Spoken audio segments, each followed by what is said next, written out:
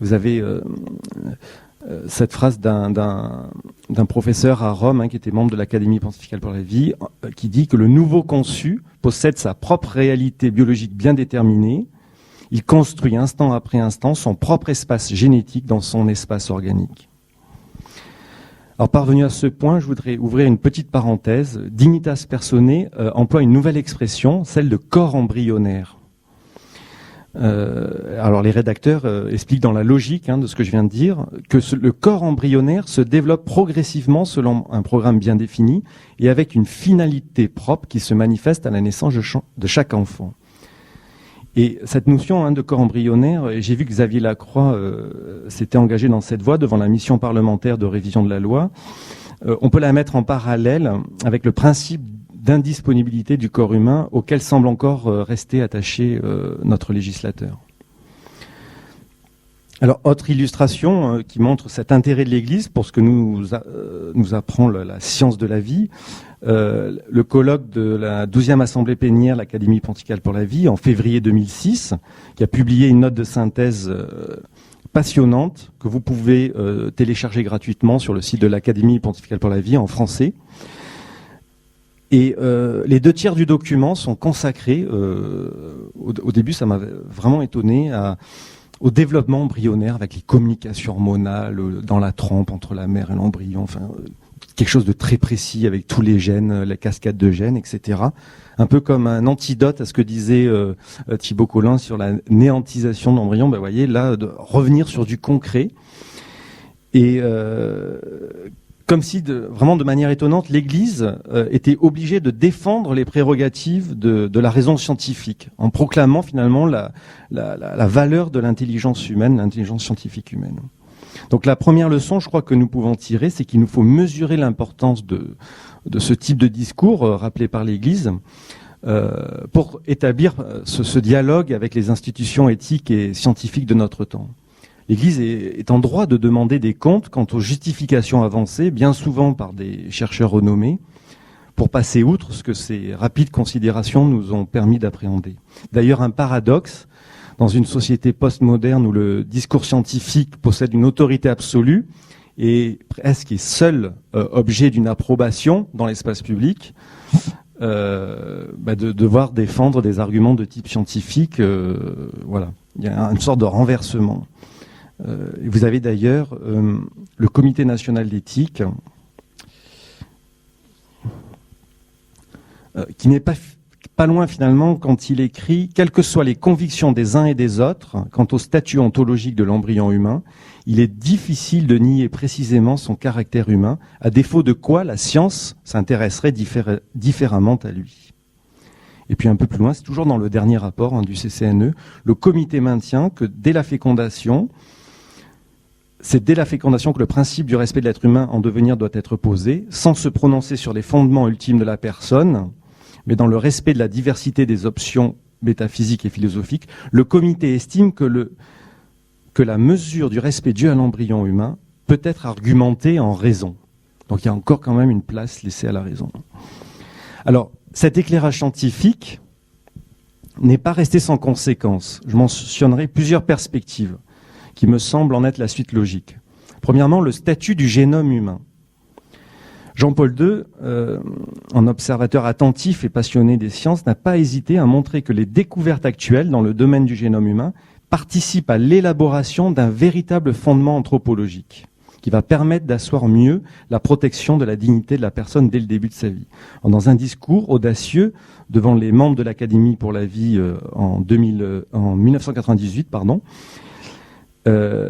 il affirme que le génome apparaît comme l'élément structurant et constructif du corps en ses caractéristiques tant individuelles qu'héréditaires. Il marque et conditionne l'appartenance à l'espèce humaine, le lien héréditaire et les notes biologiques et somatiques de l'individualité. Son influence dans la structure de l'être corporel est déterminante dès le premier instant. C'est sur la base de cette vérité intérieure du génome, déjà présente au moment de la procréation, que l'Église s'est donnée pour tâche de défendre la dignité humaine. C'est pourquoi, me semble-t-il, l'Église a su voir très rapidement dans la mise au point de nouvelles pratiques de dépistage, utilisant le support de l'ADN de la personne, et ce, avant beaucoup d'autres autorités morales, la progression d'un eugénisme génétique. Jean-Paul II avait écrit personnellement à Michel Candessus, quand il y avait eu les Semaines sociales en France en 2001, en dénonçant ce nouvel eugénisme. C'est une première fois que le mot éclatait de manière si forte dans les médias. Et puis Benoît XVI l'a réitéré devant l'Académie pour la vie. Donc c'était en 2007, en disant que dans les pays développés grandit l'intérêt pour la recherche biotechnologique la plus pointue, mais pour instaurer des méthodes d'eugénisme subtiles et étendues jusqu'à la recherche obsessionnelle de l'enfant parfait. Une nouvelle vague d'eugénisme discriminatoire est approuvée au nom d'un soi-disant bien-être des individus. Et Dignitas Personae reprend justement cette notion de discrimination. Ça, c'est encore un mot nouveau, un petit peu dans le langage bioéthique de l'Église. En rappelant qu'à d'autres époques, on l'a pratiqué, cette discrimination pour des motifs de race, de religion, de statut social. Et bien qu'aujourd'hui, elle existe à l'encontre d'êtres humains affectés de graves maladies et handicaps. Le second aspect qui montre cette prise en considération par le magistère d'un statut du génome humain est la précision avec laquelle l'Église justifie sa condamnation du clonage dit reproductif. Dignitas Personae note qu'on imposerait au sujet cloné un patrimoine génétique déjà fixé en le soumettant à une forme d'esclavage biologique, de laquelle il pourrait difficilement s'affranchir. Vous voyez l'offense à la dignité qui gît dans ce clonage reproductif, c'est dans le fait de vouloir fixer arbitrairement les caractéristiques génétiques d'un être humain. Et vous avez le professeur de droit Bertrand Mathieu qui a dit devant l'OPEX, l'Office parlementaire des choix scientifiques, il disait mais c'est étonnant au niveau international cette force avec laquelle nous condamnons le clonage reproductif et la fragilité de nos fondements. Nous n'avons aucune justification pour le condamner. Bien là, Dignitas Personae note l'esclavage biologique. Et puis dans la suite du raisonnement, ça rejoint l'amour de Dieu, l'amour du Père, dont parlait le Père Brice de Malherbe. Dignitas Personae écrit « L'originalité de chaque personne dérive de la relation particulière entre Dieu et l'homme dès les premiers instants de son existence. Cela oblige à en respecter la singularité, y compris au plan biologique et génétique. Chacun d'entre nous rencontre dans l'autre un être humain qui doit son existence et ses caractéristiques génétiques propres à l'amour de Dieu. » Ça, il me semble aussi la première fois qu'il y a ce lien entre la spécificité, notre unicité génétique et l'amour de Dieu. Bon, ça c'est une digression.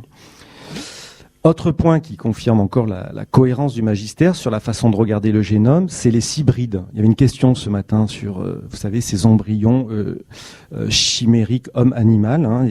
Les chercheurs veulent développer la technique du clonage hybride en reprogrammant des noyaux de cellules humaines dans des ovocytes d'animaux. Lors de l'autorisation qui a été octroyée aux scientifiques par le gouvernement britannique l'année dernière, l'Église fut la seule institution qui se soit prononcée publiquement contre cette pratique. Vous aviez une interview de Monseigneur Sgreccia, l'ancien président de l'Académie pontificale pour la vie, qui a circulé dans tous les médias européens, personne d'autre s'est prononcé, en parlant d'une atteinte à la dignité humaine. Eh bien pourquoi ? Dignitas Personae justement l'explique dans le numéro 33. Un tel procédé d'un point de vue éthique est une offense à la dignité de l'être humain en raison du mélange des éléments génétiques humains et animaux susceptibles de nuire à l'identité spécifique de l'homme. L'Église d'ailleurs avait défendu avec certaines réserves, mais la déclaration sur le génome humain de l'UNESCO de 98, je crois, ça peut être finalement un point d'accroche pour réfléchir sur ce que c'est que ces hybrides. Et vous avez par exemple Axel Kahn devant la mission parlementaire qui a dit qu'il était contre la recherche, contre la création d'embryons pour la recherche, mais que les hybrides ne lui posaient aucun problème. Vous voyez, parce qu'il n'y a pas cette réflexion sur le génome humain qui a pu produire justement le magistère. D'autre part, le génome est porteur de l'aspect généalogique de la personne. Ne pas tenir compte de ce statut héréditaire revient à brouiller la filiation humaine, ainsi que cela se produit lorsque les biologistes de la reproduction mettent en jeu des pratiques d'AMP avec un donneur extérieur. Et priver un enfant de l'accès à ses origines lui inflige une blessure d'identité, Donc, vous voyez, l'identité spécifique de l'homme sur lequel travaille le Magitain, ben voilà, ça permet d'avoir ce discours cohérent sur ce bricolage de la filiation avec les tiers donneurs. Escamoter la part génétique de la conception humaine conduit finalement à amputer les enfants d'une partie d'eux-mêmes. Et censurer cet aspect biologique ne permet pas à l'enfant de s'inscrire dans une histoire généalogique claire.